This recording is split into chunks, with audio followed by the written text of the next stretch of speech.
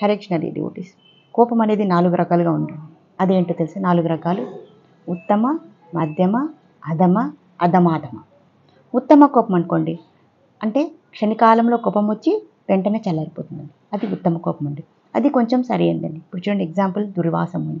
ఆయనకి వెంటనే కోపం వస్తుందండి, కానీ ఈజీగా కోపం వచ్చేస్తుంది. కానీ మనము వెంటనే ఫర్గివ్నెస్, క్షమాపణ అడిగిన వెంటనే ఆయన కోపం వెళ్ళిపోతుందండి. అది ఉత్తమ కోపం అంటారండి.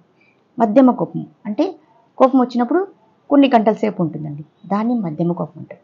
అధమ కోపం అంటే కొన్ని రోజులు, కొన్ని నెలలు ఉంటుందండి. కానీ అధమాధమ కోపం చూడండి, అది జీవిత పర్యంతరము ఉంటుందటండి కోపం. ఆ కోపం చాలా చాలా చాలా డేంజరస్ అండి.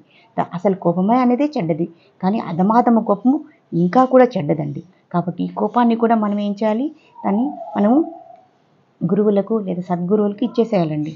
అప్పుడు మనకు దానివల్ల వచ్చేటటువంటి పరిణామాలన్నీ కూడా మనలో తగ్గిపోతాయండి. దీనికి కావాల్సింది మనకు సాధన, భక్తుల యొక్క సాంగత్యము, గ్రంథాలను చదవాలి. ఈ విధంగా మనము కోపాన్ని జయించవచ్చండి.